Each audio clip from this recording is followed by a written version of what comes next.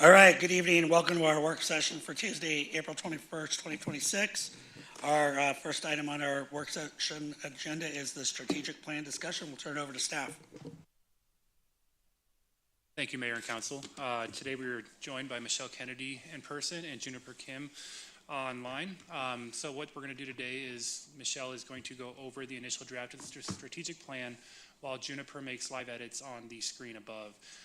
In order for this to work, so we want to make sure that you guys' microphones are on so that she can hear you through Teams. And I'll turn it over to Michelle. Well, good evening. It's nice to see you all again. We've been hard at work putting a draft together. So what you're going to see this evening is the sum total of the work that we did with you when we came in person and held your plan development session. And then the next day, a long session with Cody and his team to take your work and put more meat on it. And then we worked through several iterative drafts with Cody's team to try to build this out so we could bring it to you in a solid draft that includes all the necessary component parts of a good strategic plan. So you're going to see the mission, the vision, the values, the priority areas, the goals for those priorities, the objectives, and the performance measures. It's all here. So the purpose of tonight is to walk you through it. It's just in a Word draft form, so we can easily edit it. You'll be able to see any edits that you make right on the screen. We'll walk through it one piece at a time, have some conversation. If you're good with what's there, we don't need to spend any time on it. So what we want to do is spend the time on the things that you might like to change or adjust. So we'll walk through the plan piece by piece, getting your input. And then we'll take your input from this evening and incorporate it into this draft, and then it will come back to you as a final document for you to adopt as a city council. So that's the process. Any questions from you all before we get going? And as I go through, I'll point out some changes that we made as a result of the input that we received from you as part of the process. All right, so let's start with the mission statement. This is a revised mission statement, and I'll point out what's different about this. So the mission statement is almost the same as your original one, but per your guidance, you wanted to add something about being a community of choice. So we added that on to the end of the sentence. So it used to read, we deliver sustainable citizen-driven services for the health, safety, and welfare of the community. And we kept those concepts, but we added to advance as the community of choice. So that's the change to the mission statement. Any comments or thoughts? I wasn't at the strategic plan, so I'm just curious if we define what community of choice was. I think it was the spirit of it was this is a desirable place to be, a place that people would choose not only to come to, but to stay. So people are actively choosing Evans as a place to live.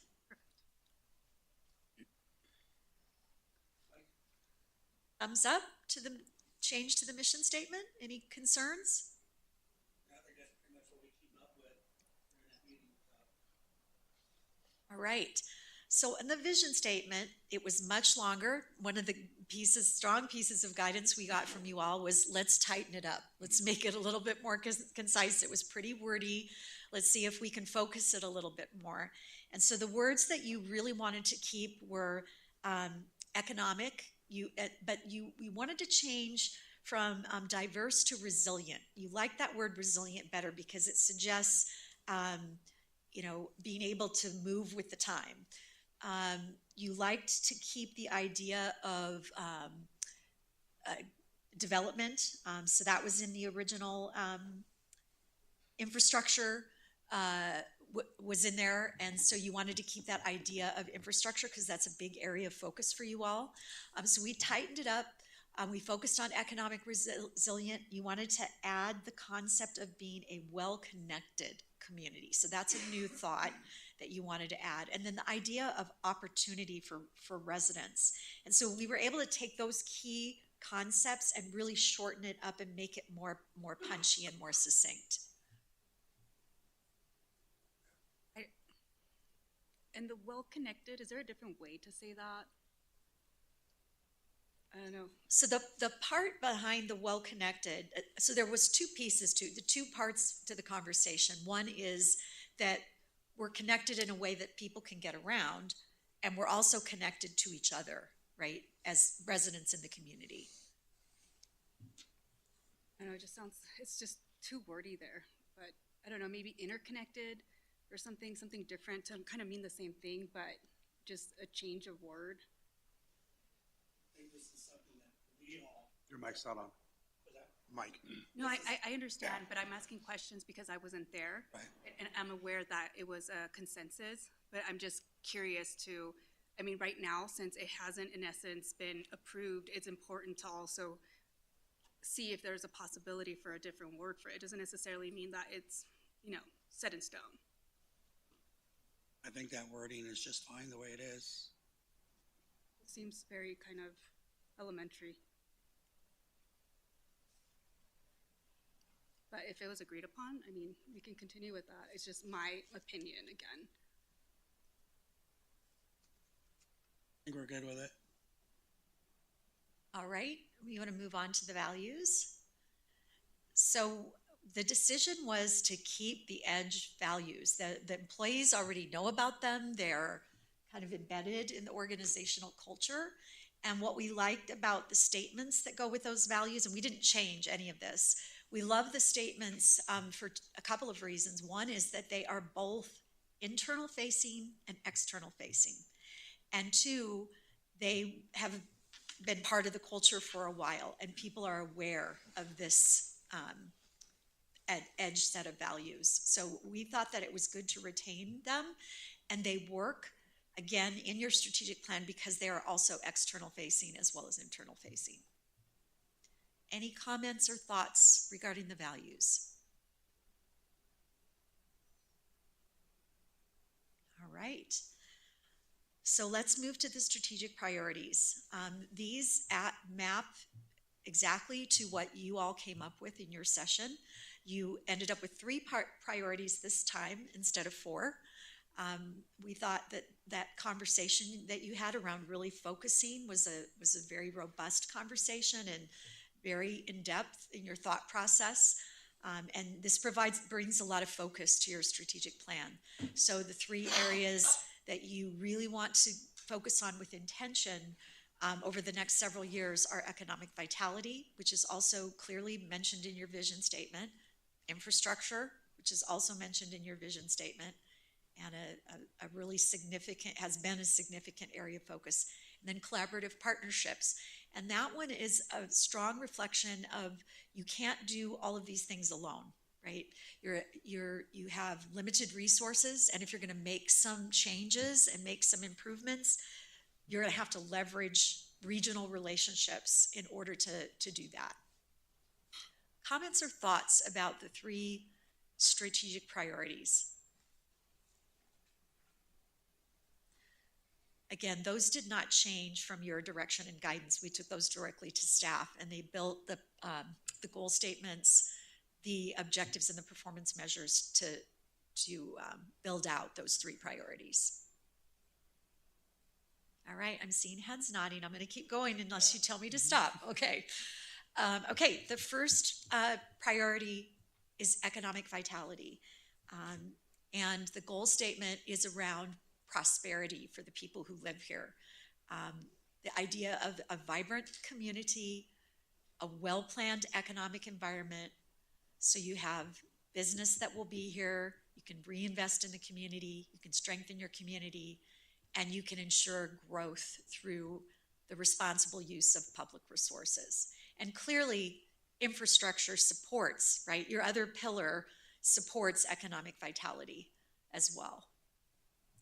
So you can see there listed the objectives that staff came up with to support this particular priority. And we can either take them one at a time, or you can read through the bullet points and pull out the ones that you might like to discuss more. I'm comfortable with however you prefer to do that. We can read through them and pull out the ones, yeah. So just to track you back on what the conversation was, so once we had the priority, we talked about the outcomes that you wanted to achieve in 5 years. And so the goal statement and the accompanying objectives were pulled together from those outcomes that you said that you wanted to achieve as a city council. And so that's what you're seeing here. And this, I think the staff did a really good job of really honoring your ideas.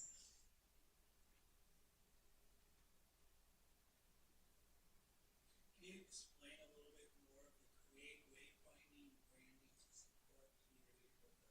Yeah, so and staff can help with this too. The wayfinding is really about, signage and prompts in the community and on streets and in different places in the city that help people to get around and know where to go, whether you're walking or driving or biking, and also to kind of also create some additional identity for the city with that wayfinding. So some branding, city branding with the wayfinding signage. Did I explain that well, staff? Good. Got to check in and make sure I got it right.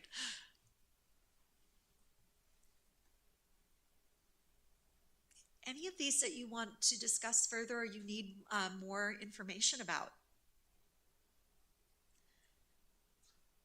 Align city codes to ensure.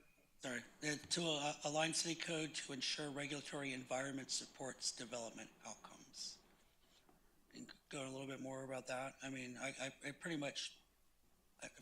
Let me see if it is what I thought it is going to be. Yeah, it's really reviewing the codes to make sure that you're going to be able to achieve sort of your longer term vision for the community. That there's nothing in the code that's going to hold you back from some of the things that you've said that you want to do. Okay. And frankly, some of the things that are actually in this plan. Is there anything more specific that the staff wants to put to that?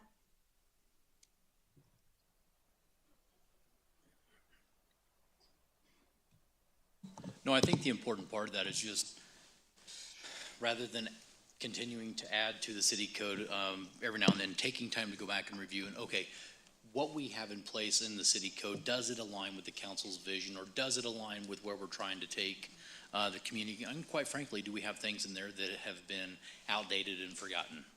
And how do we go through and do some simple housekeeping to make sure that our city code aligns with the community's values, the city council's direction, as we move forward, so we're not just layering code on top of code that should otherwise be addressed. Got it. Can I ask, are these bullets on a specific order, or they're just kind of random? Okay. No specific order. No, I do like the identify and implement processes, improvements to create a more efficient service delivery. I think that's important also, because as we move forward and as we start building, whether west or wherever we decide, it's important to kind of relook at specific areas and even see, like, for example, one of the things, maybe look at our setbacks or see if that is something, from a safety perspective, or look at how we can, find funding to help or incentivize builders to do specific things. So I do like that. I think that's important. Yeah, and that code review is, as Cody described it, is really helpful because you want to make sure that you don't have anything in there that's creating barriers for that incentivization of creating a truly business-friendly environment, an environment where people want to develop. Other questions of clarification about the objectives? Need to move on? The other word, the word nodes, can you elaborate on that one?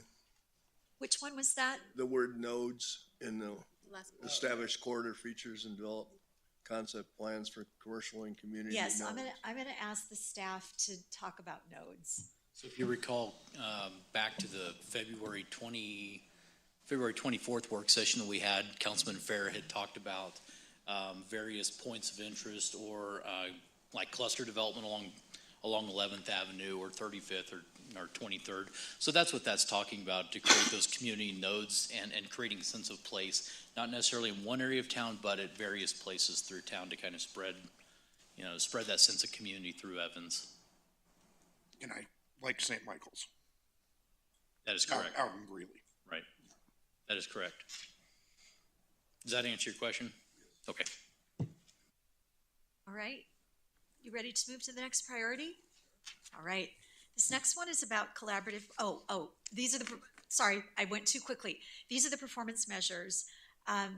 Staff did a lot of work on these, and really what they're trying to create here are some ways that will let you know that you're making progress on those objectives towards that priority.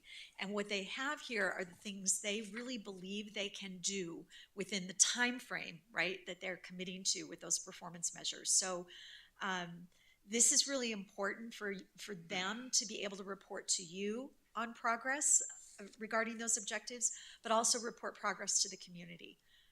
So they were very circumspect and intentional about selecting these milestones and dates and percentages, all things that they believe are doable within their current capacity.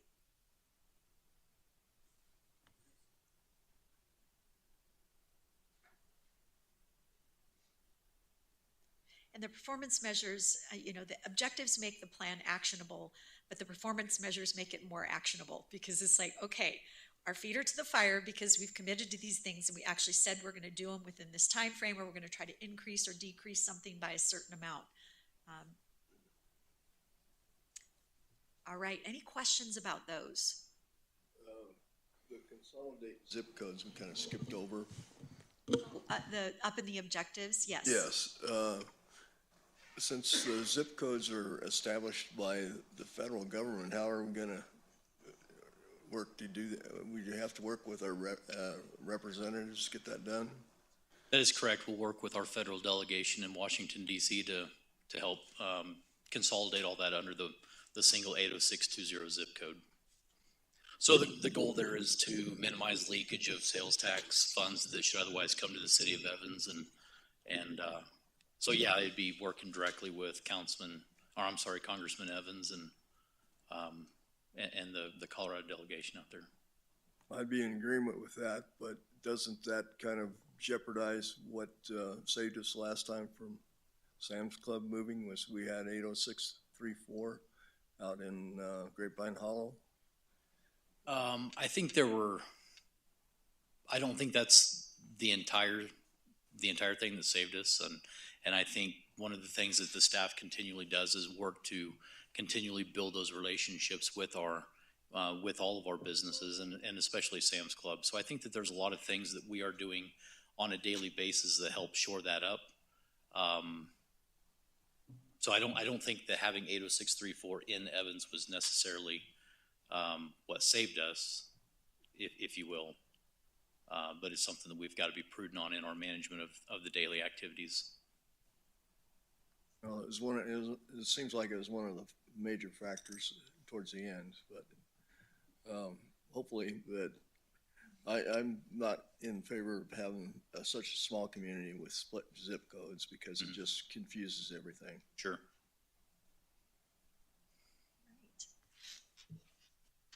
Are you ready to move to collaborative partnerships? All right.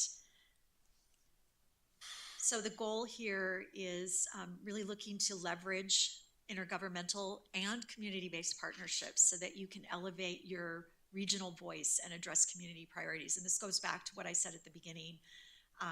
You have limited resources, limited capacity. If you want to advance in some certain areas, you're going to have to do it through partnerships and through collaboration. Not everything can be done on your own. So this is the objectives that you see here, was the staff getting creative about ways in which you can take existing partnerships further and build some new ones and really strengthen all of them. So I'll give you a moment to read through those and see if there's any that you'd like more information about or you want to talk about adjusting.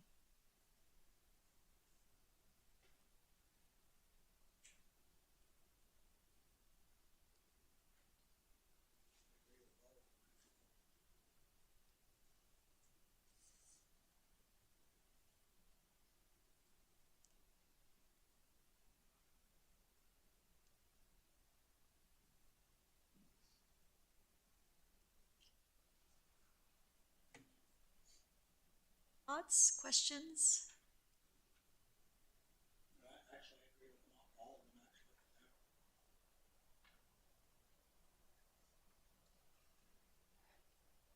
Got good staff here that have good minds and know how to think about these things. I think just in general, collaborative partnerships are important. The past 9 years, I've probably developed some of these, but I do agree, especially exploring relationships with UNC and Ames. Two of the trustees I know that just got on, so I've been talking to them in regards to coming and speaking to us because we have not seen them at all, at least the amount of time that I've been here as a council member. And I think it's important for them to come and just let us know, hey, like what's going on, how we can collaborate and have maybe our students also get more familiar with them within the city of Evans that decide to go to a 2-year institution. But also UNC, that is important as well, is just that connection. And in addition to that, just nonprofits, I think having those relationships with nonprofits is important as well. And then the visibility, because it provides visibility for the city. And that's one of the things that I've always kind of stated.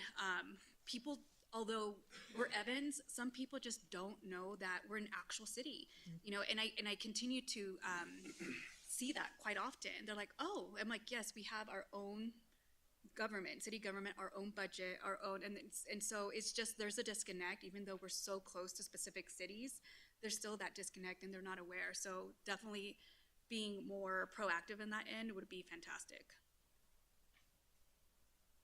I think what you'll see too with the performance measures on this one, if you want to scroll down a little bit, Juniper, that first performance measure, there's some work that has to be done to figure out which relationships to prioritize and develop. Once that task is done, then I think some new performance measures will be able to come in here because you can have some specific then to those relationships that get prioritized out of that first activity. So I think what I'm saying is that the staff will probably add some performance measures here once they've sussed out which partnerships they're going to prioritize and focus on. I think one that I would add on here that I don't see is partnerships with other municipalities. I think we need that diplomacy in our surrounding areas because we need to be privy on the information or things that are happening around us as well, which I feel is important and it's not in here. Because we are, different cities do butt up to the city of Evans, so I think it's important for us to have. So it's connect city officials with peers in other Peers communities. and other It doesn't say Connect city municipalities, but right, but that's what it Well, it implies. says peers though, it's Third not one necessarily, unless that gets reworded. And I think the regional stakeholders was written to broad enough to include other cities. So we went with a broader word, so it was more encompassing. It could be county, it could be neighboring counties, it could be cities throughout the region. Yeah. I have one quick thing. For explore relationships with UNC and Ames College, I'm all for it, 100%. I've been saying that for years. I was just wondering, could we throw in the high school? I know that, right, the District 6, because at the junior year level, the students are allowed to do internships and things like that and work with other entities on, say, for example, career opportunities, or like I said, the internship. And I think that would also build pride in our city, especially if we get young people that live here and they see there are opportunities to work here and grow here. Would that be something that we could say, or would it just be included with the UNC and Ames? Because I know the colleges also participate in some of those programs with the high schools. Does anybody have any concern about adding the high school to that well, statement? I wouldn't have a concern with adding the high school, but I think we should word it as District 6. Yeah, district. District 6? Oh, Yeah, okay. District Thank you. six. So, District 6, UNC and Ames College. Yeah. And then Okay, Juniper just made that it change. doesn't have an E in it. Oh, Ames, it doesn't have an E. Okay, that's right. I remember seeing the sign on the road. Thank you. And I note that, I think it's just the Greeley Interfaith Organization has a greater, contact with UNC and Ames, at least in the context of the Holocaust remembrances. And they've had that for decades, I guess. But we're right there. No one's.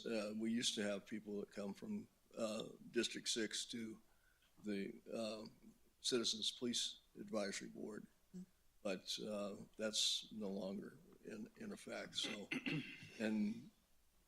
but nobody's really come and presented to council and give us an update except for the superintendent of District 6.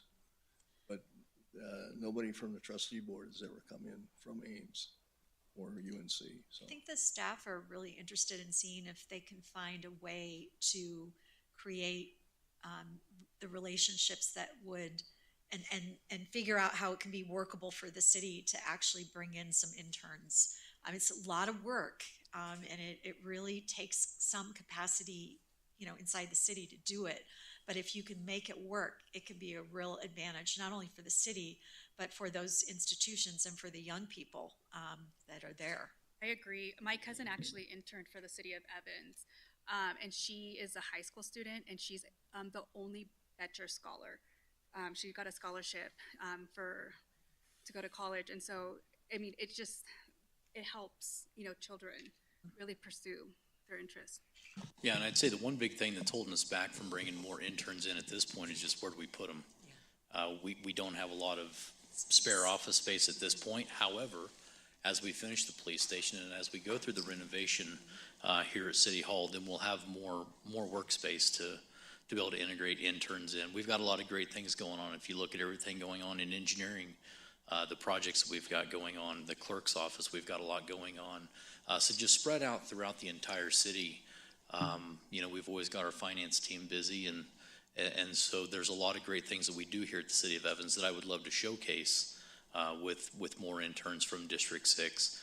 And my goal is after we get some of this space renovated and we have more workspace, then we can have more integration with that.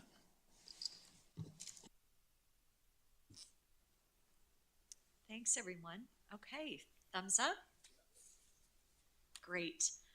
Okay, and then the third strategic priority or pillar is infrastructure. Here, I think this one probably received the most conversation from you all in your planning session, a lot of conversation about being able to meet future community needs and have long-term sustainability for the city. I'll give you a moment to read. There's 4 objectives there, focused on the CIP, engineering and development, project management, and utility codes.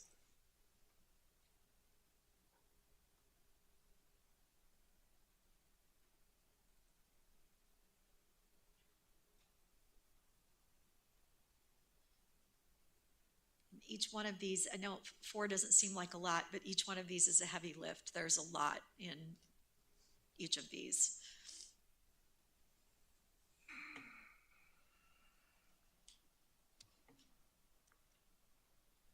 Any thoughts, questions, anything you see missing from this objective, or I'm sorry, this pillar?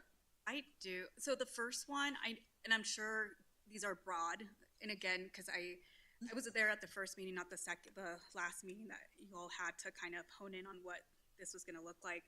But one of the things that I would like to see, especially when it comes to infrastructure, it's like a pipeline of like funding. So like how are we implementing funding processes within every single component of infrastructure? Because there needs to be a plan for that as well. Especially when you're grant funding, you need to have a timeline, and you need to hit Q1, Q2, Q3, Q4 in advance. So I want to see some kind of structure like that we've implemented and woven into any type of big project, capital project that we have within our city. So I don't think that needs to be, that's already said. I mean, we always go and get money when we can and when it's available. It doesn't mean it's always available. I mean, that's just a given on any project that if there's funding available, we go after it. I don't think it necessarily needs to be specified.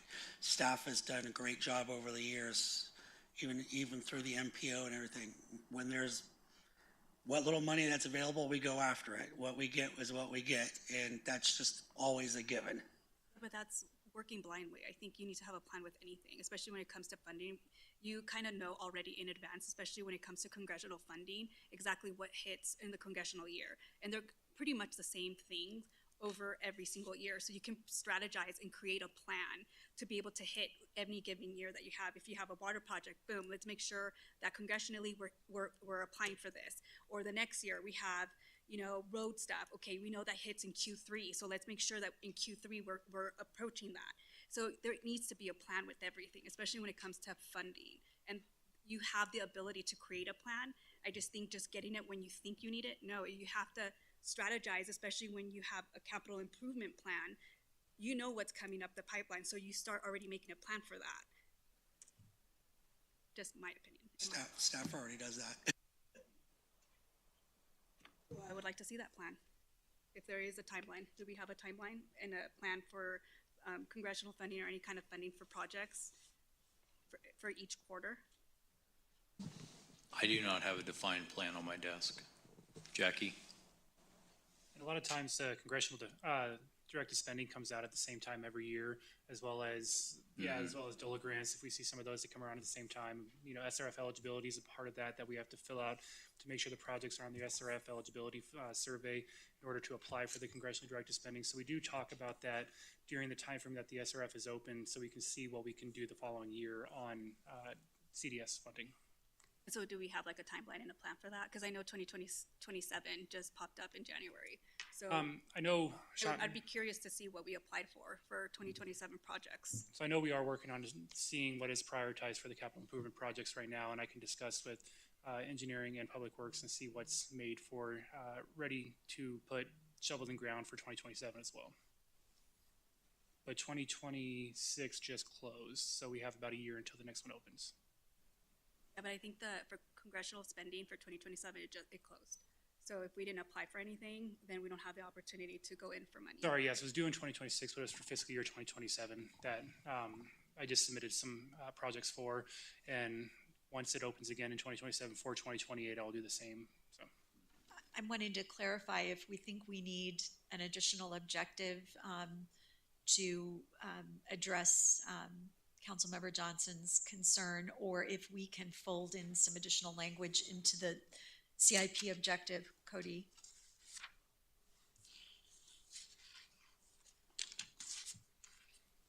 Well,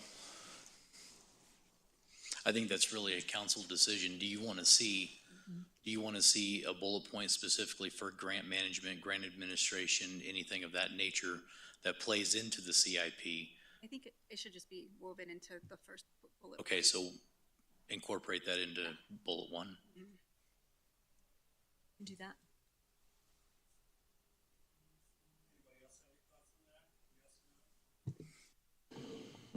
Well, as we've noticed on this council, things have been totally ignored over the years, and a total lack of planning to try to fix or get the funds to fix the problem has occurred over the years. And planning is important. Go out, you need a new car, you don't have the money, you plan on saving some money up to get it, or you get a loan to get it. But you have to do that in your personal life. The city should be able to do it in their professional life. That's what that first bullet is about, Councilor Neal. It really is. We'll come up with some language and we'll bring that back to you when we bring the plan to you for adoption.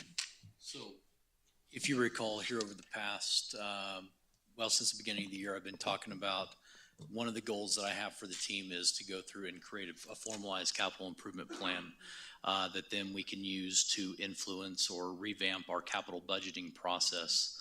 And with that is the integration of grant funds, grant administration to help take that burden off the back of local taxpayers. And so that is something that, from my seat as a city manager, I've been preparing for as we move forward with this capital improvement program, with the development of a capital improvement program. So we can certainly add language in there to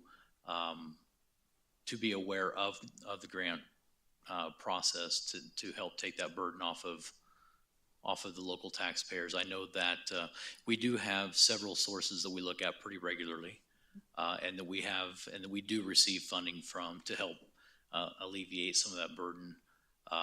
But as we also know, across the board, grant funding is becoming more and more competitive, right? The pool of folks looking for funding is growing, and the pool of available money is shrinking pretty quickly. So, it's not out of the realm of possibilities that we will come upon a time here in the near future where, grants don't produce what they did.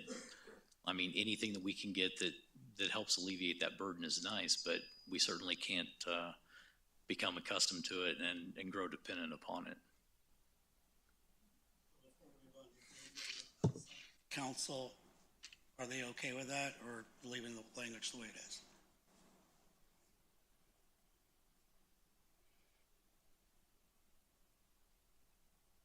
Other thoughts?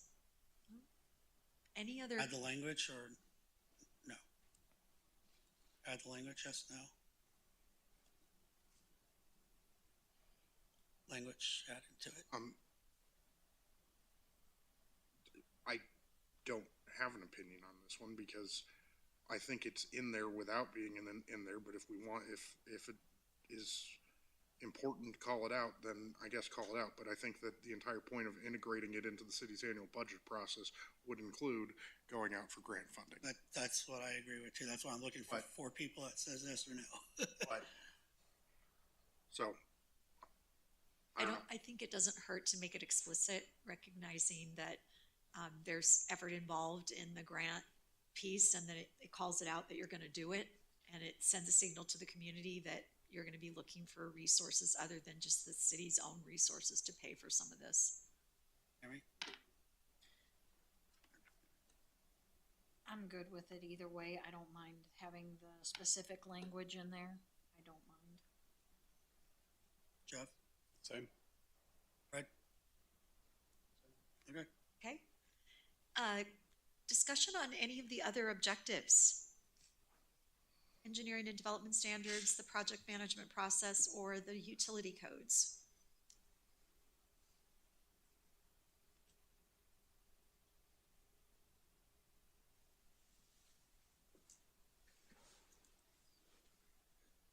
All right. And so the performance measures, again, staff decided to break out some sub-measures within the capital improvement program and set some specific dates to the different pieces of it. There's the annual reporting on ADA transition plan, and some performance measures around utility codes, utility master plans, and then the pedestrian mobility plan. So those all have milestone dates associated with them. And staff feeling that those dates are dates that they can live with and that are doable with their capacity. I love that we have a pedestrian mobility plan.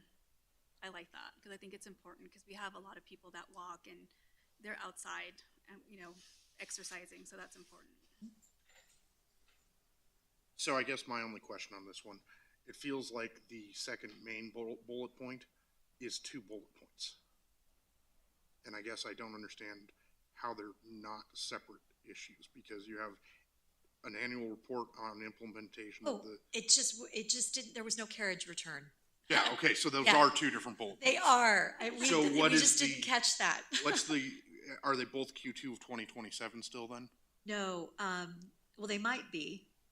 We'd have to go back and check. Let me see if I can check a previous draft of this. Yeah, there needs to be a carriage return there. Yeah, that's what I thought. So You caught it. Yep, I didn't see that. let me see here. Good eyes. Those glasses are working. Better not find a mirror. Let's see if I can find that. If I might, Michelle, I believe that's an annual report, so I don't know when that begins, but I believe.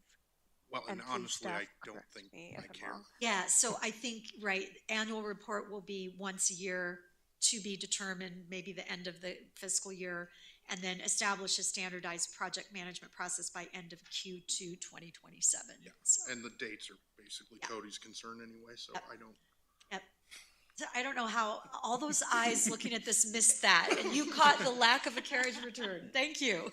Appreciate that. Now, Chris, I would say that in engineering, we refer to that as checker bait to see who is paying attention. I love it.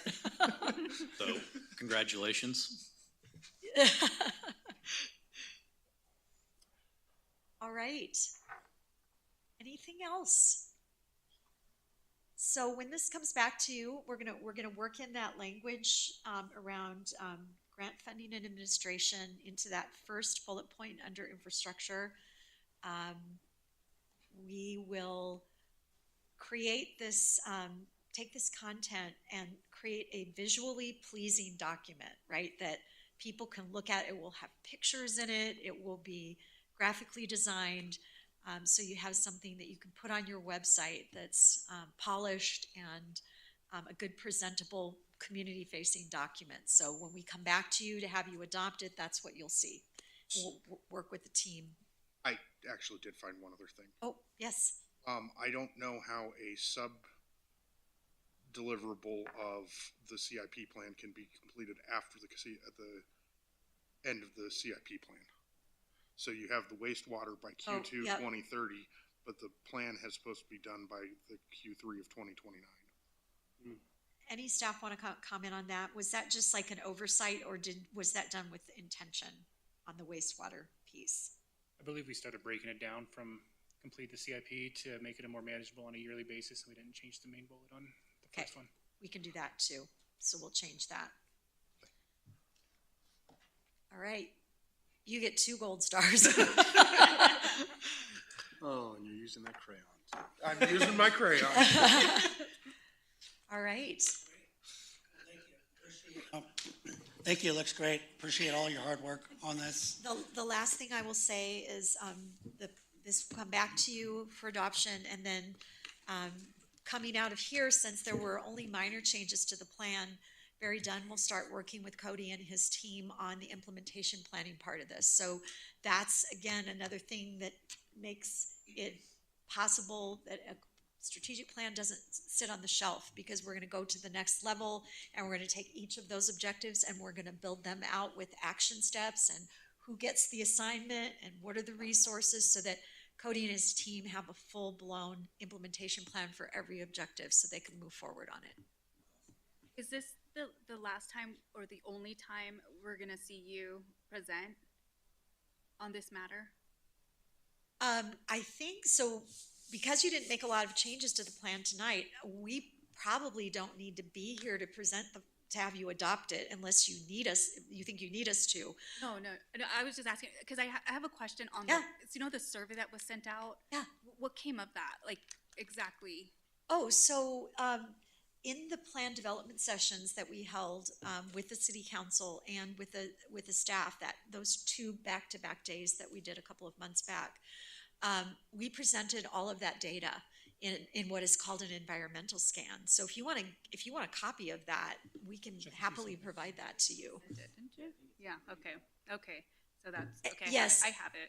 and we did present all of that during that half day that we spent with the city council in the plan development session. How did you feel about that? About the response? It was good. And so one thing I will say about that is the team here did a really good job of pushing that out. I was surprised at the response that we got, given the challenges that you've had engaging the community. So I thought the numbers were good. What was more impressive to us was that regardless of the channel of where the information came through, whether it was interviews or, the little community events that you all held, the survey, other parts of the social pinpoint site, the themes were the same regardless of the channel that the information came through. So the themes rose to the top, and those were the things that were discussed in the city council planning session. So we like to see that across stakeholders and across channels, everybody was talking about the same priorities. Perfect, Yeah. thank you. That's what we as strategic planners want to see. Because then it's real clear what the priorities should be. And that's what I like to hear Yeah. from you. Yep. Well, again, thank you, Michelle. You're Thank welcome. you to you and your team for putting all this together for us. We really appreciate all It's your been a hard work. pleasure. Yeah, It's absolutely. really been a pleasure, and we'll wrap it up with Cody and his team with the final pieces, and check in periodically to see how you guys are doing on implementation down the road. Sounds good. Thank you as well, Juniper, for all your help as well. Thanks, Juniper. All right, well, thank you. Appreciate Bye. it.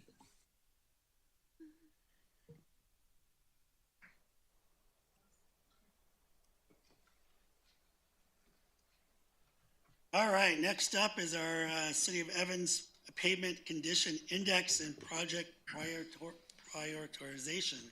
We'll hear from staff.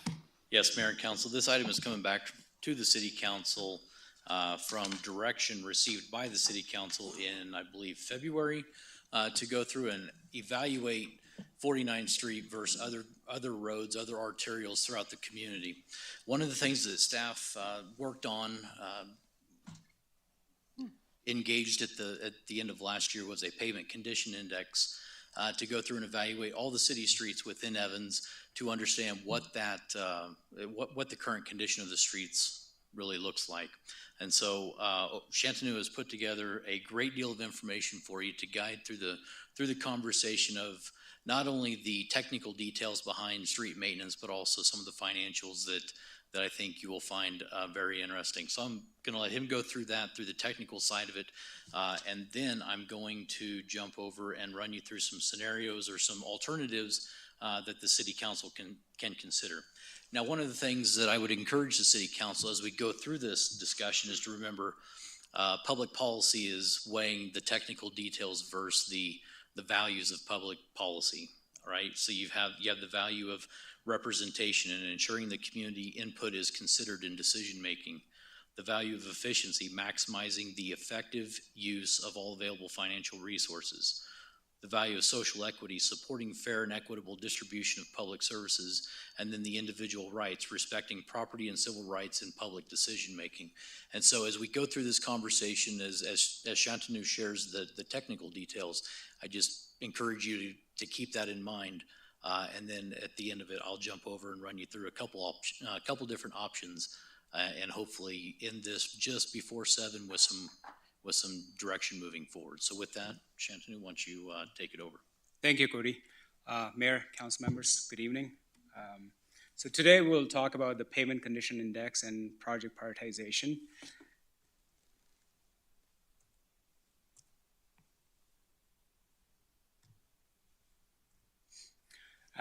For agenda, we have City of Evans pavement. We have the PCI, Pavement Condition Index, project prioritization, and an appendix. So as Cody mentioned earlier, right before the end of the presentation, we have some options for you to explore, and Cody will speak to that. But before, there's a lot of technical information. I'll be going through that technical information, and if you have any questions, please stop me. So before any further ado, so City of Evans pavement, we have 85 miles of pavement within the city limits. It's mostly asphalt. There's few concrete segments. So what is PCI? PCI is Pavement Condition Index. That gives you the overall health of the pavement. What causes pavement deterioration?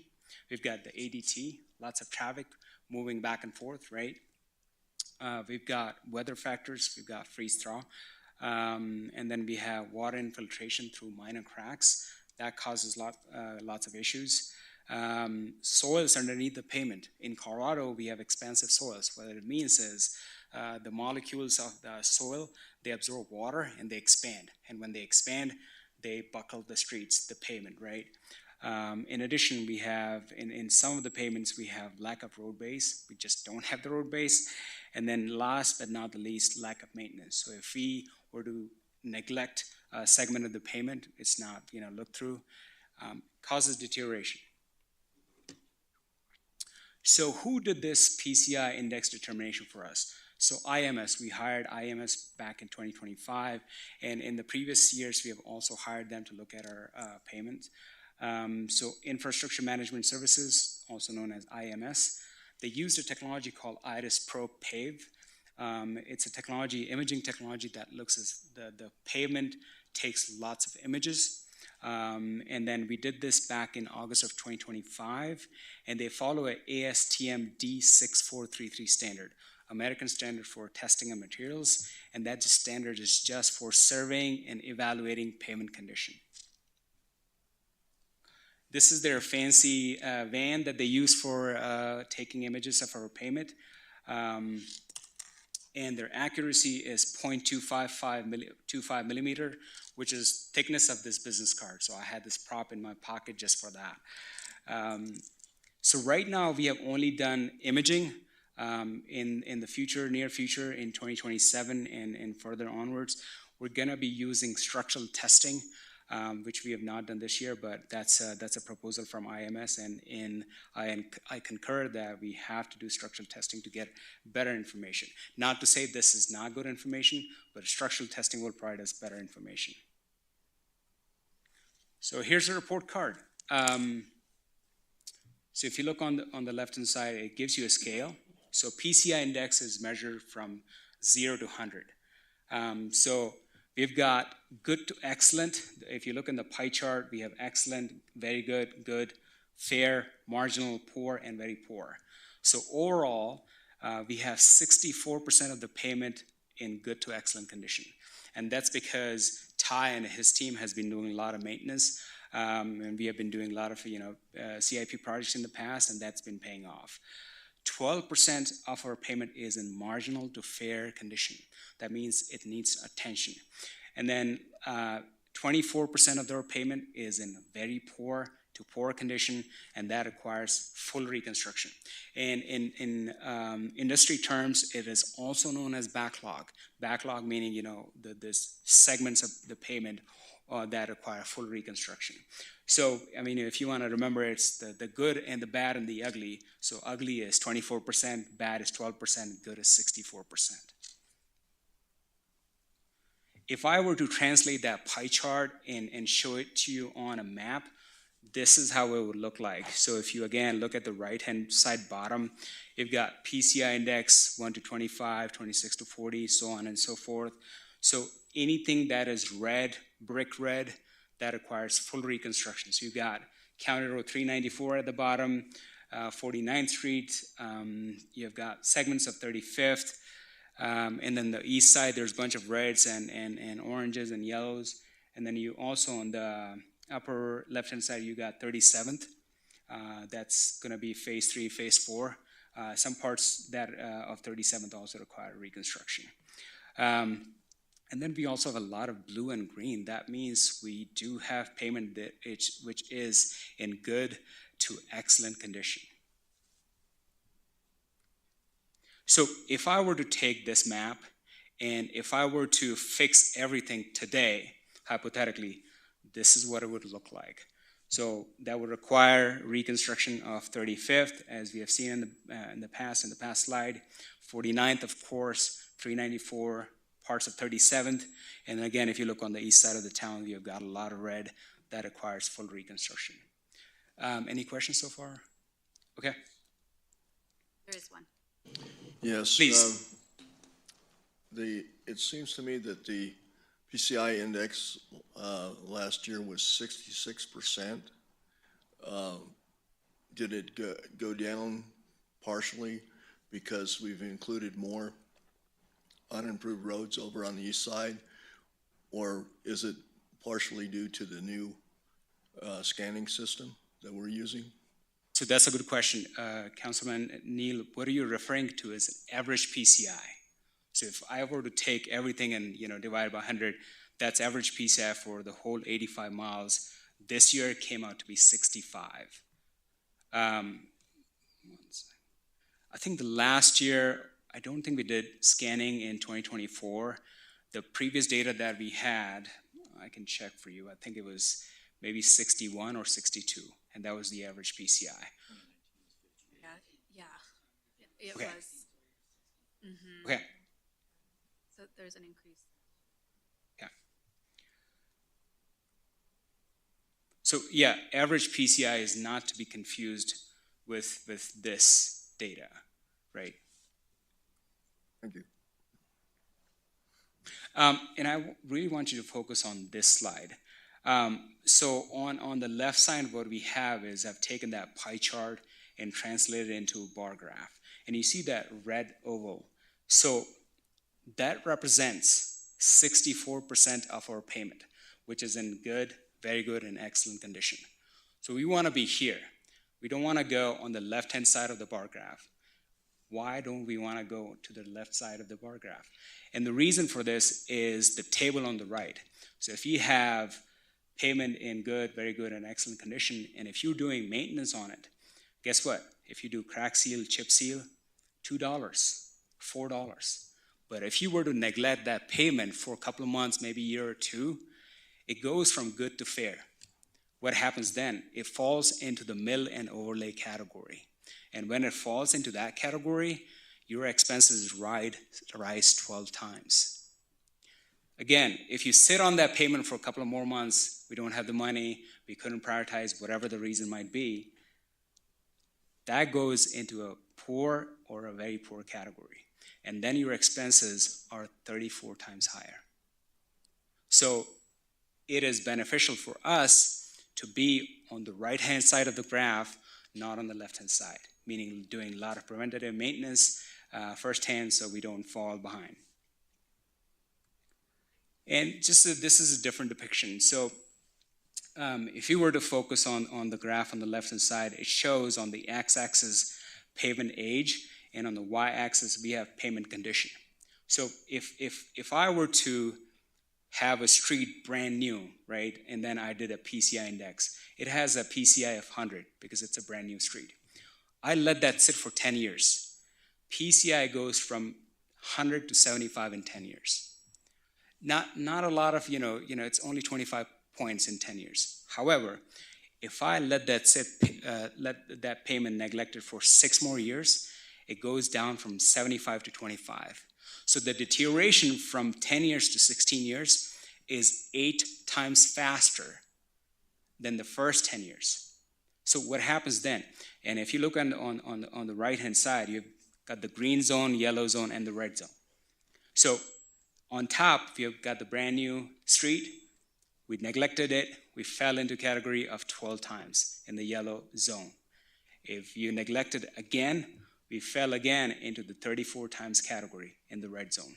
So again, if you were to take that payment, brand new payment, did maintenance on it, you can have that payment in excellent condition for 25 years with proper maintenance. So I have a question to that, if you can go back to that previous Sure. slide. So we build a brand new road. Yep. It's at 100.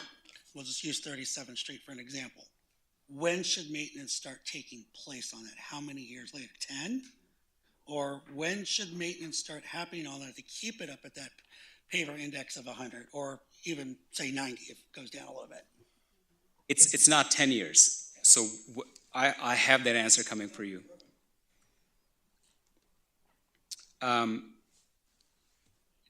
Just on the financial side, we did some financial modeling with IMS.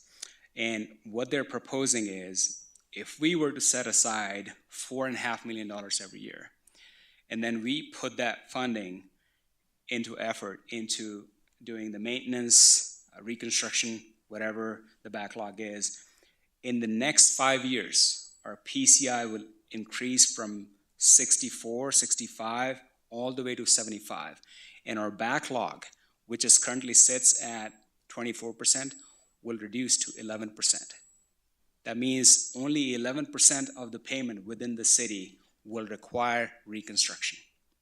And on the x-axis, my apologies, on the x-axis we have the annual budget. So we can slide that scale whatever we want to. If we want to spend $3 million, the respective PCI will be 70, not 75. So if we have, $7 million, better. So we can play with this financial scale, financial model, and see what we can do and what is the ROI on our investment. One more thing I wanted to mention, this cyclical study. So in 2025, we did PCI index. We have the report in 2026, and based on that report, we have a project prioritization list. We want to repeat that in 2028. What we want to do next year is repeat 2025. So this cyclical process will continue year after year after year. And why are we doing this? Why are we spending this money on PCI index? Because we want to know what the condition is. We want to see that report card so we can put our efforts, our funding into fixing those streets so we don't fall behind. The other thing that I wanted to point out is we are in the reactive zone right now. We want to be disciplined. We want to spend that money. We want to follow a plan and go from reactive zone to proactive zone. And what's going to happen is when we have control over payment maintenance, we're spending less money. And then we have a lot more money in conducting and executing CIP projects we don't have right now, right? For the next 3 slides, I just want a little patience from you because this is proposed solution from IMS. So what they're proposing is for the next 3 years. First year looks like this. So we have reconstruction on Carson, 34th, 29th, and we got mill and overlay on 65th by 65th and a couple of streets north of 34th Street. And then we have a little bit of chip seal on the northern part of town closer to Highway 34. Second year payment treatment looks like this. We've got mill and overlay. And again, to remind you, mill and overlay is the category which addresses fair and marginal, meaning 12 times more expensive. So you've got 32nd, 42nd, Hawk Drive, Southgate, that all requires reconstruction. And then you got mill and overlay on 31st on the east side and north, and then a couple of smaller sections on the south and east side as well. The 3 to 5 year plan looks like this. You've got a lot of reconstruction going on County Road 394. You've got a lot of reconstruction 49th, 35th, 37th on both sides of 47th, and then you got reconstruction on 32nd as well. So if you look at the full depth reconstruction cost, for 49th Street specifically, we have a section that goes from 35th to 65th that requires a traffic impact study. We want to know how many vehicles are driving on that street on a daily basis, and that would tell us if we need 2 lanes, 3 lanes, 4 lanes, and is there a center lane for turn, right? That kind of stuff. Drainage study. How do we convey storm water from the north side to the south side so we don't have hydrostatic pressure blowing out 49th Street, right? And again, that makes us stay in the reactive zone where we don't want to be. Geotechnical, we want to know what kind of soils we are so we can prepare base for our street. Land acquisition, when we do the traffic impact study, that will determine if we need to acquire more right of way, and that require, again, acquisition of land from either private party or the county. We already talked about stormwater conveyance, but this line specifically, this row specifically addresses culverts. How many culverts? What kind of size they're going to have, right? And how do we, how much money we're going to need for installing those culverts? And last but not the least is full reconstruction costs. So the $4.8 million, that is in today's dollars based upon the PCI index.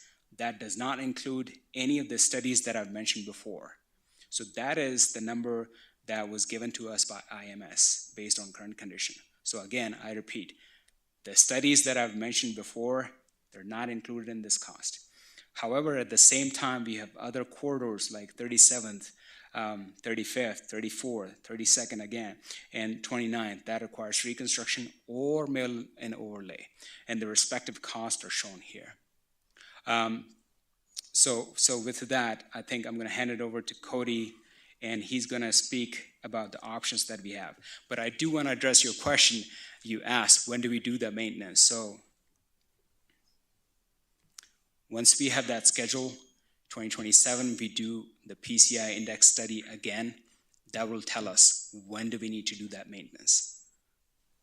Perfect, thank you. Cody?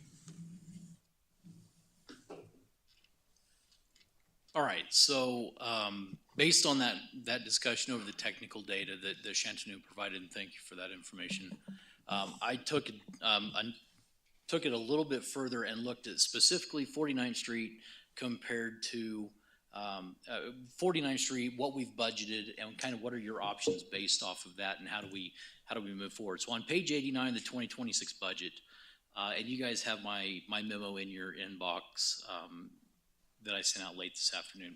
So on page 89 of the 2026 budget, City Council approved $1.5 million for the design of 49th Street reconstruction. So that's for the design of the reconstruction. And then an additional $1.7 million for street maintenance in the capital projects road tax fund. So again, that's page 89 of our budget. So this fund supports maintenance, operation, improvement of the city's street system, including resurfacing, reconstruction, paving unpaved roads, arterial capacity expansion, and related concrete work within the public right-of-way. So keep those in mind. $1.5 million was budgeted for the design of 49th Street. $1.7 million was budgeted for the regular street maintenance. So 3 options I think the city council could consider. Number one, if the city council is absolutely committed to the reconstruction of 49th Street, keep the $1.5 million there and dedicate that to the design of 49th Street. As Shantanu indicated, there are 3 critical studies that we have to do to get the information that makes the design work. Before we can do any substantive design, we have to have the traffic impact study, the geotechnical study, the drainage study.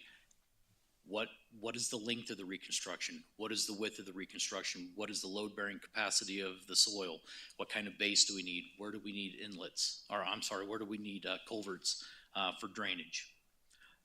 Completion of these studies will give us the information that we need to have these discussions with council, but also to have more substantive substantive discussions with Weld County if we're going to pursue partnerships, as Mayor and I have had conversations with Weld County commissioners here over the past year or so. At this point, staff really just does not have the level of data to provide you with a good recommendation on what to do in the absence of these studies. Okay, so these studies, I cannot reinforce enough, are critical.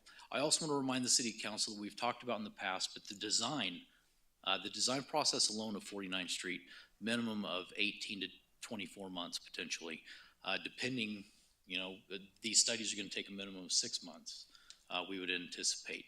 So I think if we bet on 18 to 24 months for the design process alone, I think we're probably in a pretty good situation. If you elect to use the 1.5, you're not giving up other street maintenance because there is the $1.7 million that's been allocated to the street maintenance, but that is subject to availability of qualified contractors. We're already in April, right? Their schedules are booking up, and so being able to find a qualified contractor is not impossible, but it may take a minute to do that.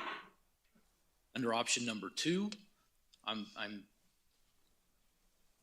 throwing out the idea that under this option, you could take $500,000 from the $1.5 million that's been budgeted, and you could apply that to the studies now and start getting that process moving. That way we're getting the traffic impact information, we're getting the drainage, we're getting the geotech information. And so while we're doing that, again, it takes about 6 months. When we get that information back, then we could come back to the city council and go, okay, we have a bit better idea of what we're dealing with. Study says $4.8 million for the reconstruction of 49th Street between 65th and 35th. These studies are going to nail that down a little bit better. We get the information, we come back to the city council this fall and say, okay, here's the information that we have, here's the data that we have to make a well-informed decision on what to do with that street or how to prioritize that street in relation to other streets throughout the community. Again, in doing this, you take the $500,000 out, you've got $1 million left over. What do you do with that? Council could roll it into the $1.7 million and start attacking year 1 projects, or leave it in the fund see how these various studies turn out, and then make a decision based on that. So that's option 2.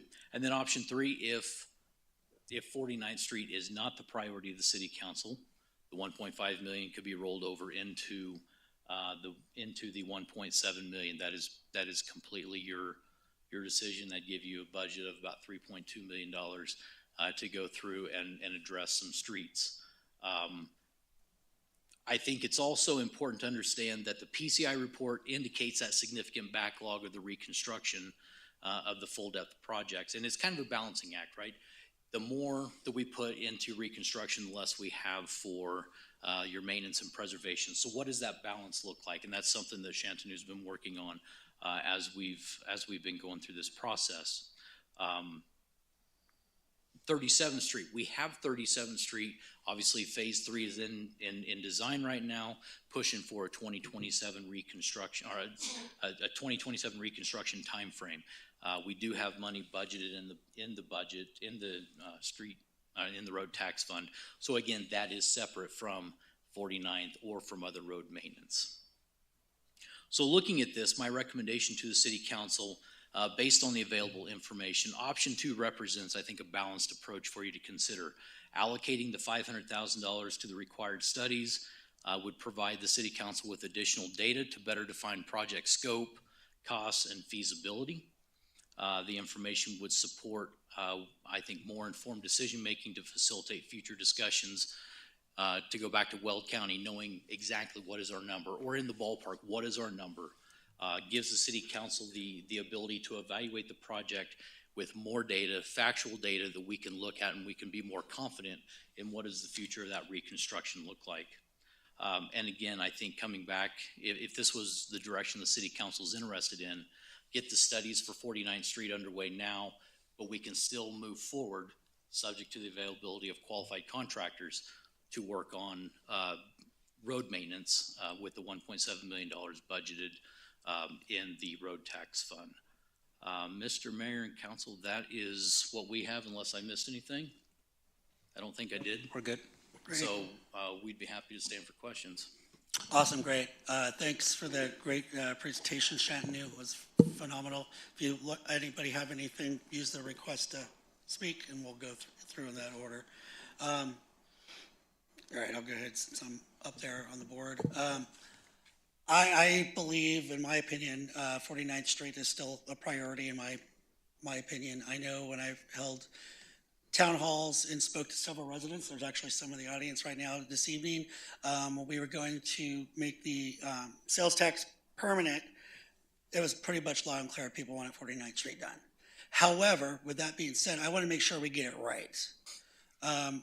Been on council for a while, and I know Councilmember Johnson, Neal, and Plucka can attest to that we've built roads before in the past, and they didn't turn out very well. Finding out later on, there's no road base, there's piping problems that should have been replaced before that road was laid down, et cetera, et cetera. So I agree with option 2. We need to get those surveys done. We need to find out exactly what that road entails, what's underneath there, the drainage, a lot of it, because a lot of that area is all from a lot of the agriculture in that area. They use runoff. We got to make sure that we build that road, if we build that road, that it's going to be able to maintain that water that's coming through off of those farmers and not ruin it, brand new road in 2-3 years. So I need to make sure we do our due diligence and make sure we get those surveys done and know exactly what kind of traffic counts, exactly what you said. Do we need to add a center lane? Do we need 3 lanes? Do we need or can it be exactly the way the left it is? So I'm for the option 2, do the 500, keep the $1 million set aside, maybe come back in the fall and see where we are, but we really need to do our due diligence on that road. We owe it to the people out there that have been asking for that road to be fixed. And we need to make sure we do it right. Councilmember Johnson. I also agree with option 2. I think we need to first we need to know, we don't know what's going on with that road.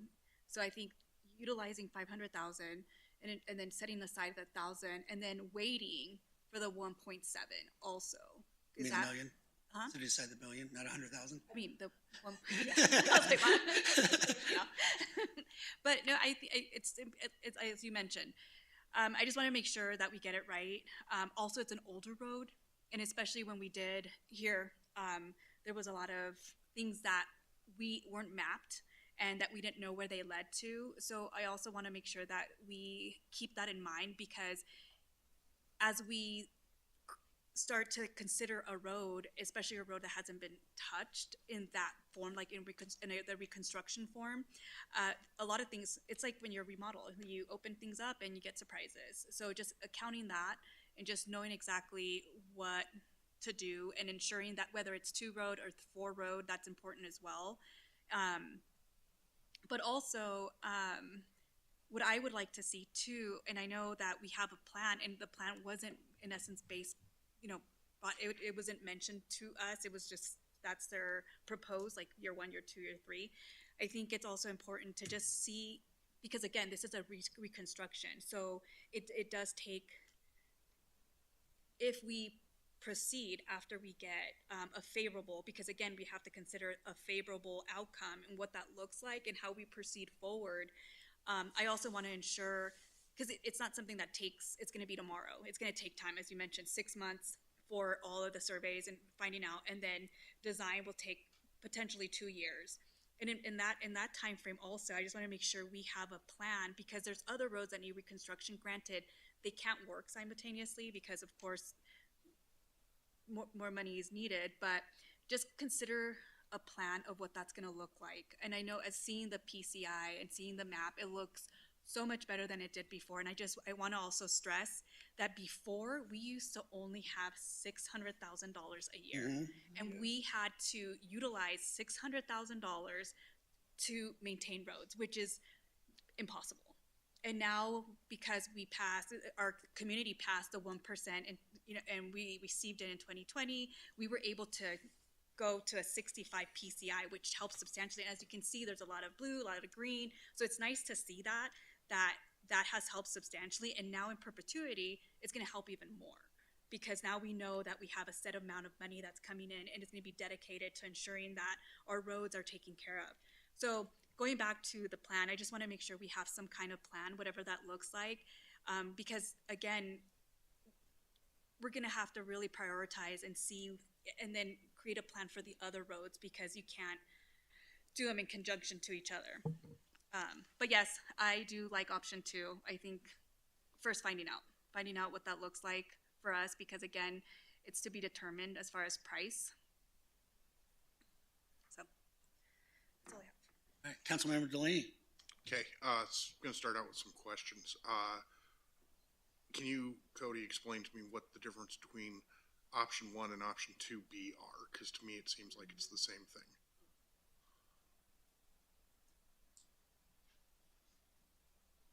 Between option 1 and option 2B? Yes. Option 1 would be jumping straight into the design, allocating the 1.5 million to that. Option 2B is really committing to the $500,000 for the various studies, to the various engineering studies. Okay. And so, And then really just keeping that extra million, not extra million, but the remaining million in the road tax fund until we get data back on what those studies look like. right, but that's 2A, isn't that? No, that's 2E. The 2A is the one that's subtracting the $1 million out and not setting that money aside for the design and putting it into the pavement index. The 2B is taking 500,000, putting it towards the surveys, and keeping that 1 million set aside for the traffic design, just to have that money allocated. But I think what Chris is asking is the same question I had. We're still gonna have to do those studies, even if we go with option 1. So that's. Yeah, option 1 is just firmly committed to Right, that's firmly doing that. We're going to do it, nothing else. Okay. So, and 2A, that million's allocated. If we go with that, we're going to do the $500,000 for the studies, but we're going to free up that $1 million. So if we can get contractors this year, to do other works, correct? So under the option two, Well, there's two option twos. Two That's option one thing that that is has- correct. And so that is under the option two, focusing the $500,000 on the studies up front. That gives you the ability to determine, do you want to hold on to that $1 million until the study information comes back and we know what direction we're going with 49th Street? Or do you immediately want to take that extra $1 million and apply that over to the 1.7 that exists? Okay, What happens if you move that 1 million over the 1.7, you have 2.7 million, but you do not have any additional funds to move forward with the design if the city council chooses later this fall Mhm. without a budget amendment, Right. assuming that the fund can carry that, or without budgeting it next year in the 2027 budget. yeah, okay, so then I am for 2B, and I don't know what Yeah, options it's you're. about That's 2B, 2B. 2B. Okay, 2B, Is that it? yeah, that's Oh, it. Mayor Pro Tem Pleca. So with option one, just making sure I'm very clear, we still have to do the studies, the surveys. Would you bring that information back to us even with option one before we go to design? Well, we certainly want to make sure the city council is comfortable with whatever we're doing, right? So, so yeah, I mean, there may be some similarities between option one and option two. But really what I'm looking at with option two is more of a calculated approach, dipping our toes in the water before we just jump in to 49th Street. I'll admit, my heart says option one, 100%. But if everyone is more comfortable with 2B, because I still think that 1.5 should go towards that road no matter what. And even with option one, if it's designed, it could take up to 24 months. I mean, we're still looking at the same time frame. And my worry, though, just one other worry to throw in there for everybody to think of is costs are just going to keep going up, and for everything. So that's why my heart says option one, but I'm open to 2B. The other two options, 2A and 3, are a no-go for me. So, thank you. Councilmember Crabtree. I'd like to first start with thanks for the citizens for passing this tax. It's going to help us out a lot to repair a lot of damages. Thank you for the report that we had. It really highlights a lot of the damages and a lot of the report maintenances that we need to do. I just want to remind us all on council that we started with a budget with $600,000, right? And I don't understand why we're so fixated on 49th Street. One person on council really wants this done, but everyone within our municipality voted to pass this tax. And we have a lot of money that needs a lot of diversification and a lot of repair work. And so there are a lot of other maintenance issues that we need to spend that money on. And spending it on one street to service one community that goes nowhere, that will eventually connect to Milliken, does not benefit our community. We have bigger fish to fry and more streets within our municipality that need chronic repair work, and then we can address 49th Street at that time. We need to look at the other streets that have not been maintained over the last decade, repair those streets now, and then look at streets that are on our outliers. We need to readdress these monies now, fix the things that are within the target market of our municipality, that are close to the bullseye, and then work our way out. We've seen the data. We know that if we don't react now, it's just going to cost us more money. So I'm in favor of option 3, just for the simple fact that our entire community voted to have this passed. We need to put the money into our entire community and not earmark it for just a little bit of a street and a little bit of money over here. I'd like to see it diversified across the entire community.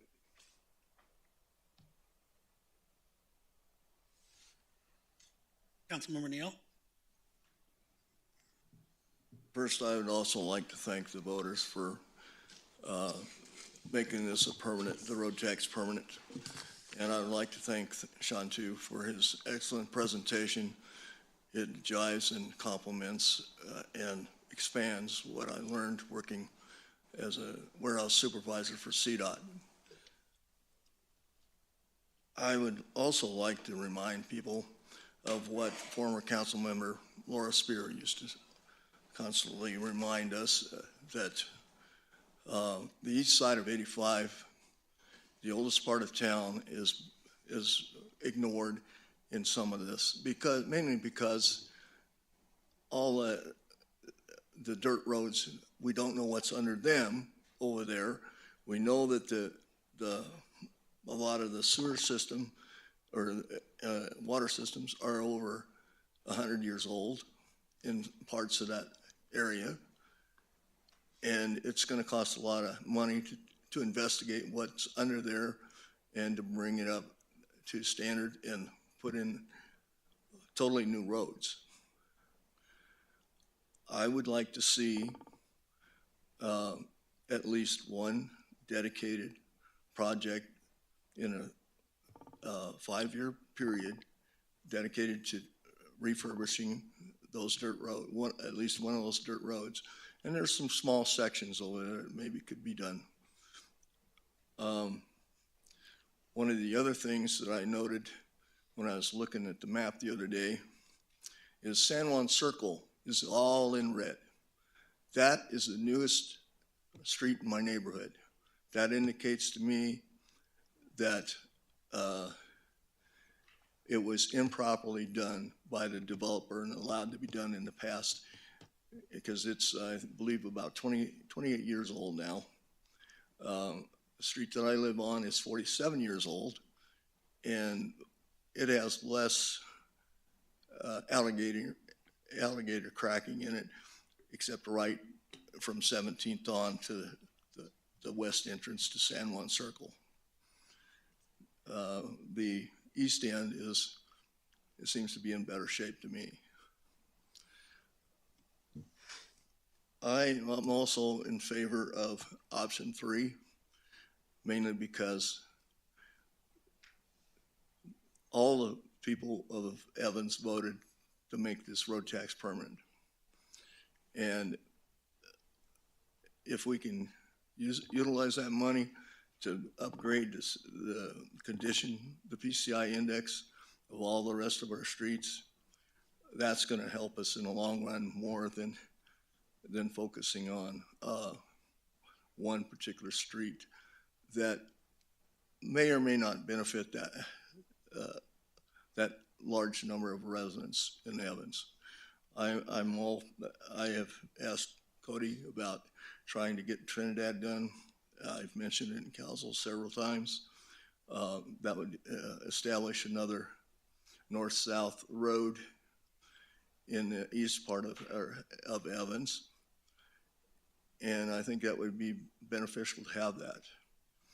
But we don't know what the cost is going to be, and we do know that having to lay down new asphalt and road base is very expensive.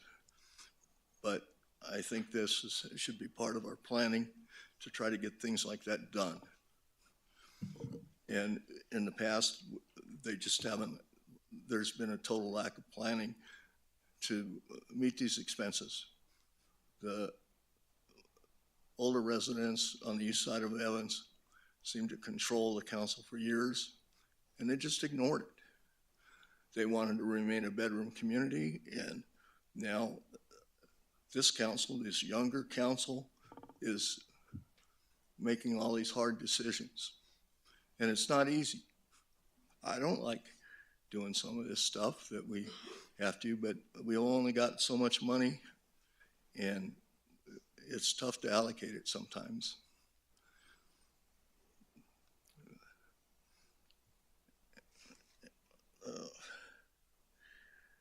And I do have a question under the engineering staff report under recommendations and assumptions. Why were sidewalks, curb and gutter not included in that? So Councilmember, when we did the PCI index study, sidewalks and curb were not part of that at that time. So this looked at pavement alone at this time. But in 2027, we're proposing that we're going to do sidewalks as well. And we do have cost estimate for that from IMS. Okay, thank you. Yep.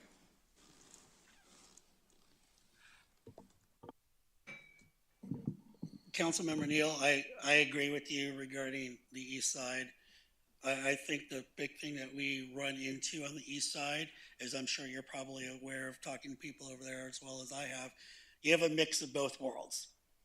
You want some that want to preserve it and keep it the way it is with the dirt roads. They don't want to make any huge improvements on it. They like it as is. You also alluded to that we don't know what's under there. The road, that area wasn't built to sustain curb gutter, regular roads and everything.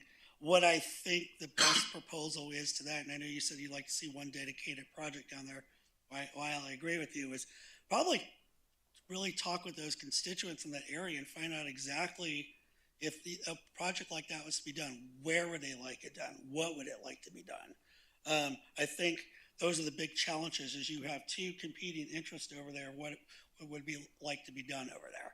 I think if we could find out and set aside exactly what what they would like to see out there, I think that could be something to be looked at in the future. As far as, just the area of 49th Street, I think this last storm that we had not too long ago kind of really reiterated how bad the deferred maintenance was in this area for so long and for so many years. And how much money that we threw out at these different roads just to throw Band-Aids, the hundreds and thousands of dollars for Band-Aids and projects on areas throughout the entire community. And as we may get more rain this year, we may have another huge storm. Those costs are only going to continue to rise. I think setting aside at least $500,000 and getting those surveys done to see exactly what is needed is beneficial. In the fall, if they come back and say, hey, this is what the overall picture is, at that time, whoever's on council when that discussion happens can decide whether or not we still want to continue with that $1 million set aside for design or allocate it somewhere else. But I think we have a lot of projects in the city, absolutely, that need to be done. We still have 1.7 to do maintenance, but I really think we can't continue to throw Band-Aids at some of these larger projects throughout the community. That's just going to only get worse and worse over time. So while I agree with both of you on the entire city voted on it as well, we have huge projects too that we can't continue to throw Band-Aids on that, and it's just going to continue to get worse. That's why I'm in favor with 2B. Council Member Neal, back to you. Well, the former council of Mayor Brian Rudy voted on committing to get 37th Street completed. And it's very frustrating because we've had to do it in segments because of money for the residents. But now it seems to me that we're going to abandon that project because I've had one person suggest that we don't need that $1.5 million that we've already got a grant for to finish to start work on from 65th down to Arrowhead Drive, I believe is the segment, and that worries me. Point of We information need to- really quickly. Yeah, sure. We're not excluding doing that project still. Yeah, I don't Is that know where correct? came. 37 Phase 3? Yeah. No, it's going to be in Yeah, design. so here it's very not, quickly. it's not It's canceling not that project. cancel, yeah. Already set aside for that. But the next segment, are we going to, if we do this 49th thing, are we going to have the money to complete it, which is going to be the most extensive, and we have to meet federal requirements because there's a bridge involved and a wetlands area. Yeah, that's what I'm talking about. And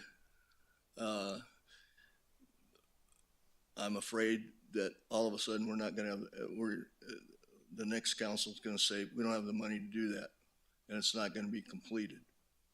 And I don't wanna see that at all. So I think,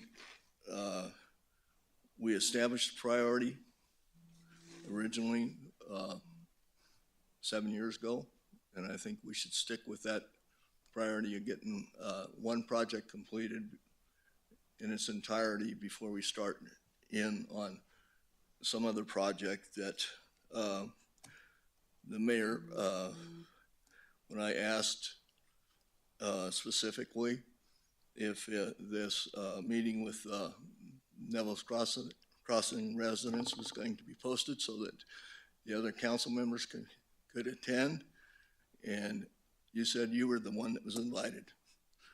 So the rest of us were out of this decision that you made with them.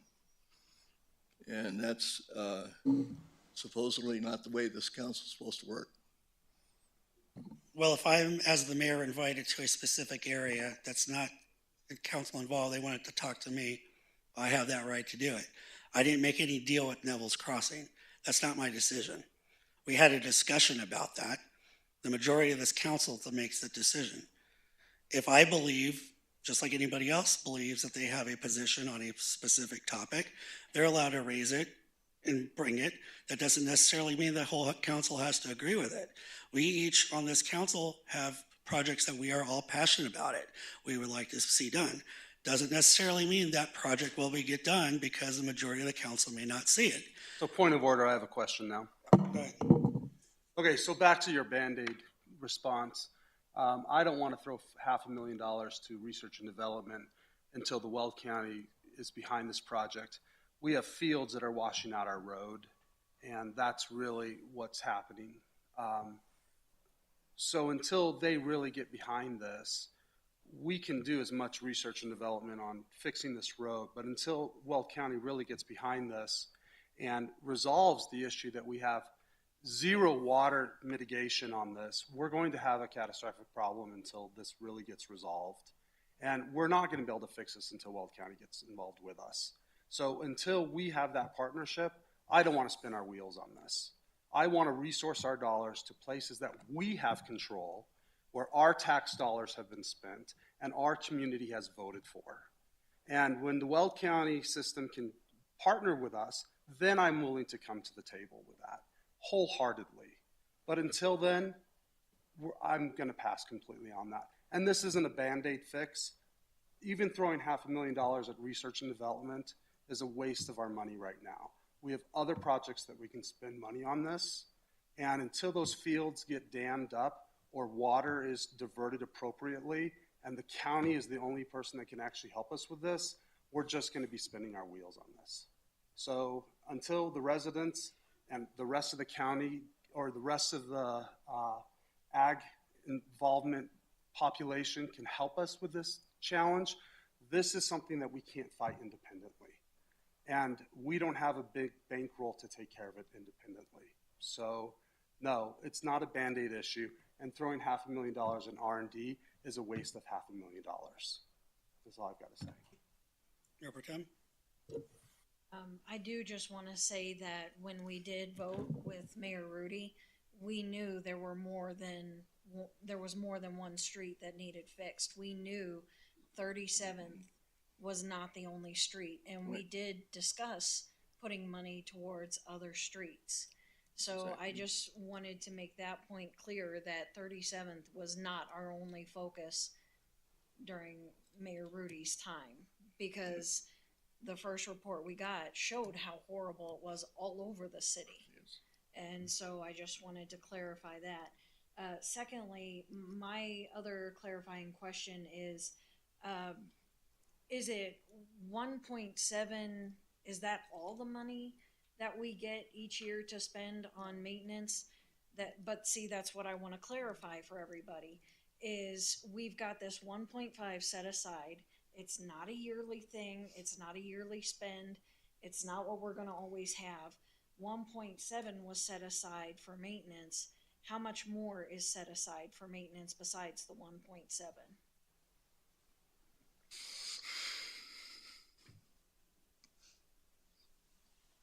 I only looked at the road tax fund, and that's where the 1.7 is at. I believe we took the 600,000 out of the general fund transfer a couple of years ago. That way we could focus more of the street maintenance from the 1% street sales tax, trying to free up some room in the general fund. Thank you. And then one last question. For all the agriculture we have along there, is that county or is that us? And then if so, like, do we seriously own all that road, but they control the land? Yes, we own the road right away.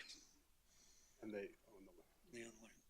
So if we did get those studies done, And there's a fair amount of Weld County properties that do butt up to that city street. right, so if we did get those studies done, which I do still think we need, and I understand your point, I do, it would be depending on Weld County to get those addressed, or would that be all on us? Who would the responsibility of whatever's needed, the mitigation, who would that fall to? Us? Even though it's county land? Mitigation in the agricultural fields, Yes, sir. we would absolutely have to work with Weld County. Yeah. County won't come to the table unless we provide them the information exactly what Right. we need out of that road. So we would need the We don't know that study. No, they've already said that. No one's told me that. They've already said, come to us with what the proposal is, what you need, what the road is, what kind of engineering is done, and then we'll talk. No one's told me that. Okay, thank you for the clarification. Council Member Neal, is that you again? Yes. Okay, good. I don't believe we did any study when Mayor Rudy went to the Weld County to talk to them about helping us put 23rd Avenue through after we discovered that, or I did anyway, that the habitat plan development was going to exit only through an already existing neighborhood that was already having traffic issues. And I actually think that, I know I voted against it, and I am a strong supporter of Habitat. I just sent $3,000 down to the Alamosa Habitat. So that was a very difficult decision for me, and I think one other council member to do. But Mayor Rudy found a way to divert some funding, so that we could put in the west side of 23rd Avenue, and he worked with Weld County and got them to finance the east side. So now we have a nice 4-lane road divided going through there, and we have an exit out of the Habitat development without them having to exit through an existing community that's already has traffic problems. And I would like to see that kind of step-upmanship with the mayor and the county to get that done out there.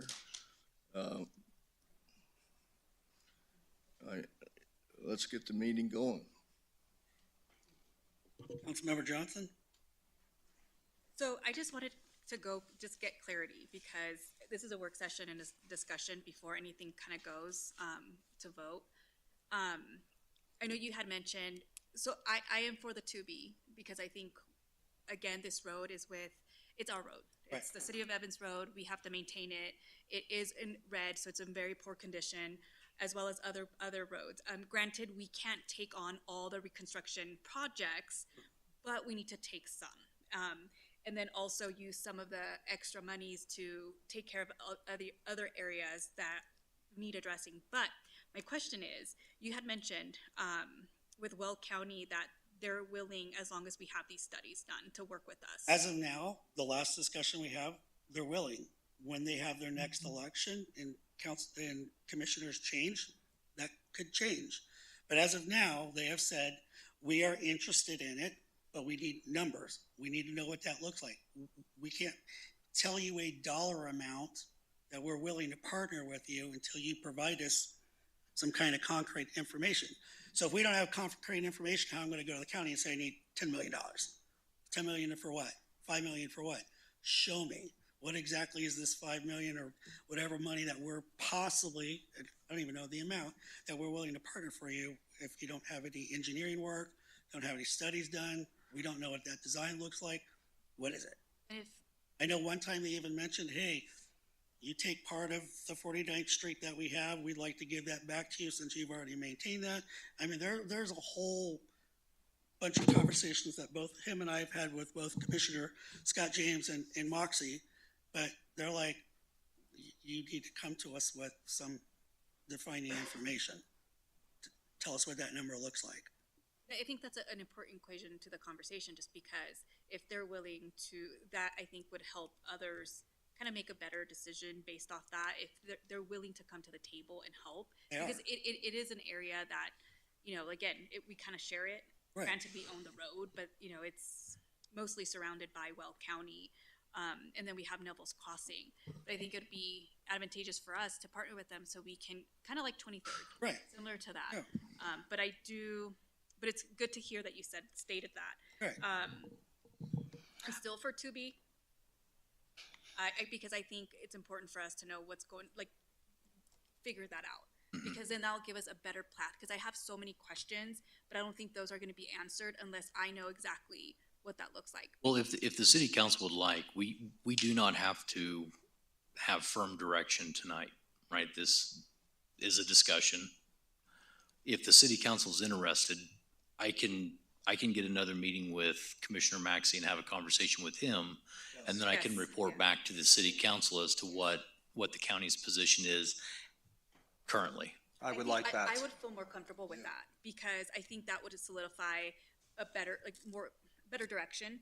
And then it becomes a collaborative. I would partnership. like help pulling this wagon, and I'd like him right here, Yeah. because that'll change my perspective. But I'm not pulling this wagon by myself. But you also got to understand you got one commissioner out of the 5.